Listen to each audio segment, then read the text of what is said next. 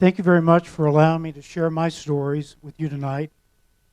Many of us in this room share a unique experience, unparalleled in human history, if not misery. I read last week where the survivors of the AIDS crisis should be entitled to post-traumatic stress syndrome benefits, and I always wanted to know where to sign up. Years ago, when I was president of the Alliance, I attended many events, often on the same night, accepting small financial contributions from one group or the other in support of our work. My partner, Craig, went separately with Bruce to one of such events with plans to meet later. At some point, an individual approached Bruce, and not knowing Craig, he proceeded to unload his mind at what he thought about me. Much of it was unkind and, of course, unwarranted. And when Bruce finally got a word in, he said, "Have you ever met Craig, William's partner?" I was not undone so much by the man's characterization of me, but by Craig's comment later when I asked him if he had defended my honor. And he said, "Are you kidding? I agreed with him." And that's my Craig. So, honey, please stand up and take a bow for having put up for me.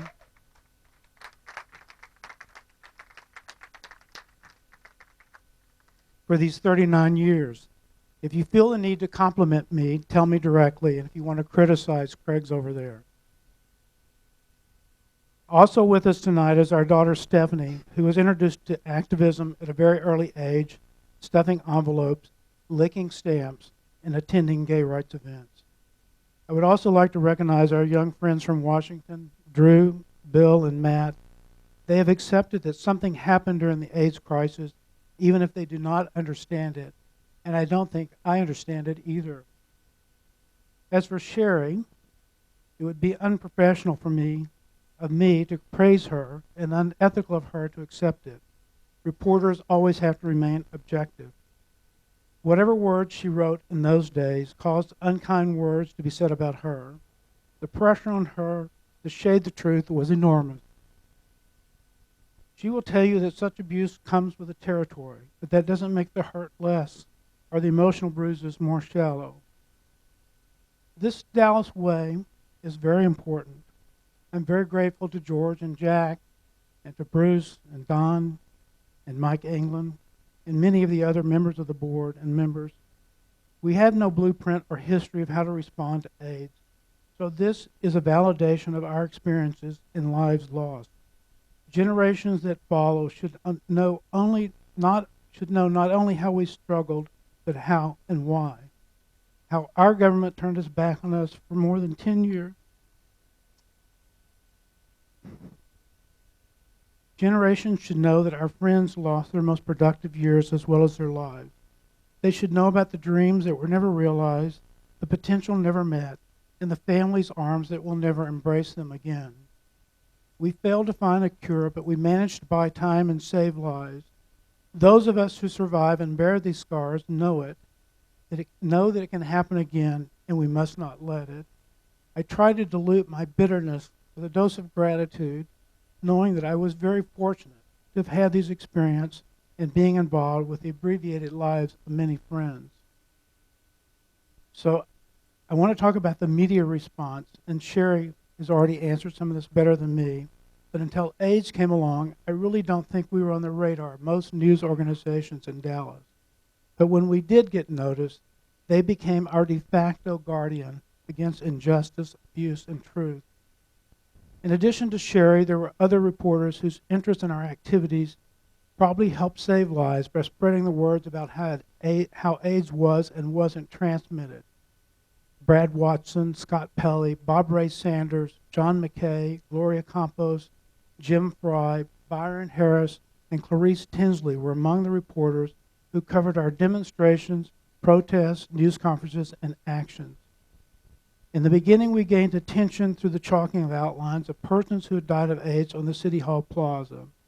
That drew the ire of then-Mayor Annette Strauss, who said we had defaced city property. At the next council meeting, John Thomas held up a poster of an AIDS patient suffering from Kaposi sarcoma. a terribly disfiguring disease with purple lesions all over his face, and said, Mayor Strauss, this is what defacement looks like. Because the city had spent a paltry $55,000 on AIDS in the early years, we turned a failed developer's plot of land that the city had spent $500,000 filling with dirt into a potter's field, marking it with white crosses, one each for the number of persons who had died. The Dallas Chamber had just launched a nationwide ad campaign about visiting Dallas. So we announced that the best treatment for AIDS in Dallas was a bus or plane ticket to another state with better social services. The New York Times picked up on the story and quoted me as saying that Dallas was the Calcutta of the AIDS effort, and publicly I invited Mother Teresa to come to Dallas. She didn't come, of course, but Dr. Mathilde Krim, founder of AMFAR, did, but not initially for the reasons that you might think. Several of Dallas's socially elite women paid for her and Elizabeth Taylor to deliver a private talk at the Crescent on how AIDS was transmitted. I was barred from the event, but asked Ron Boyd, a reporter from the Times-Herald, to deliver a note to Dr. Krim. And in the note, I asked her to come back to Dallas and speak to AIDS patients about the latest treatments nationwide. She was the Mother Teresa of the time, and to my surprise, Dr. Krim called from the airport. She said, I'm coming back, set up a meeting. We met at what is now the community center, and it was standing room only, with HIV-positive men and women, medical personnel, and caregivers. She spoke until every last question was answered. As I walked her to her rental car that night, I profusely thanked her and told her how we had to send people away for treatment. As Dallas had no ongoing clinical trials, she was stunned at that news that Parkland and Southwestern had turned down the trials. A few weeks later, a team of AMFAR individuals came to Dallas, and we mapped out a strategy for the creation of the Nelson Thibodeau Community Clinic. And Dr. Krim sent a check for $100,000 to hire our first doctor.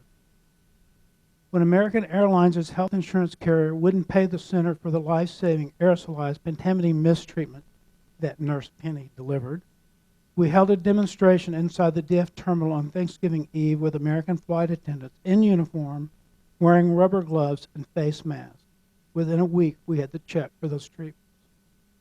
When the seroprevalence study to test everyone for HIV was announced with Dallas as its test site, despite the fact that there was no anti-discrimination protection to keep people from losing their jobs or their housing, we did a PSA that never aired except on the news shows. It was a gruesome video demonstrating a government worker sticking a needle in a person's arm and drawing blood. We also created hundreds of bodies, newspaper-filled clothes from the food bank that were carried one by one and dropped on the doorstep of the county health department, each one representing the number of new HIV cases that would develop during the same time frame as the study. The Parkland lawsuit is another example of the intense media attention. When Sherry broke the story about the AZT waiting list, the only treatment for HIV, and that a limited number of hospital beds were available for HIV patients, we sued Parkland. We got a Republican district judge for the hearing, and I knew that we were sunk. Don Mason was one of the attorneys who argued the case, and I'm glad Sherry read you Judge Marshall's remark, because at the end of the argument, he said he would come back to the bench to deliver his ruling. And in that stern, handwritten opinion, he ordered Parkland to end the waiting list and the limits on the beds. And as Sherry noted, it was a very emotional moment. Of course, the state appealed and won a year later, but during that time, we were social pariahs. A mentor and friend of mine from one of the Trammell Crow companies said on the Parkland board, "You know, you're only hurting yourself." He said, and I said, "What about not hurting the patient?" Was our last conversation. Another wealthy contributor to both, I'm sorry, that lawsuit's still very emotional. Another wealthy contributor to the center in Parkland told me, you know, Dallas doesn't like it when one service provider sues another one. It's not like we had alternatives. But thankfully to Sherry and the news coverage, our events informed the public to such an extent that eventually affected public opinion, and that's what changed policy. Another incident of how the media coverage insulated us occurred when they called me to the food bank. A city health inspector had showed up, and whenever we had extra funds, we shopped at a salvage store on Industrial Boulevard. I called it train wreck food because some of the cans were dented and labels were missing. The staff and clients called it supper surprise because you didn't know what it was until you opened it. The inspector had a problem issuing us a certificate of occupancy because we had unlabeled food, plus we didn't have a drain in the middle of the floor, and we didn't have a triple sink to wash the produce. She said, "I have to shut you down. You can't operate like this." I appealed to her sense of compassion and said, "It's not like we're killing people. These cans are unlabeled," but she would have none of it. Regulations were regulations. And finally, I said, "So if you're not going to approve us, can you wait a few minutes? Because I want to ask Channel 8 to come and film your closing us down." She pondered about that for a moment and said she'd have to check with her supervisor. I stood in the front window and watched as she sat in her car for nearly 15 minutes talking on one of those brick cell phones that we had back then. And after a few minutes, she came back in and said she couldn't approve her certificate of occupancy for a newly remodeled food bank connected to a community center, but she could approve us for a food pantry. And I said, "Thank you, Channel 8.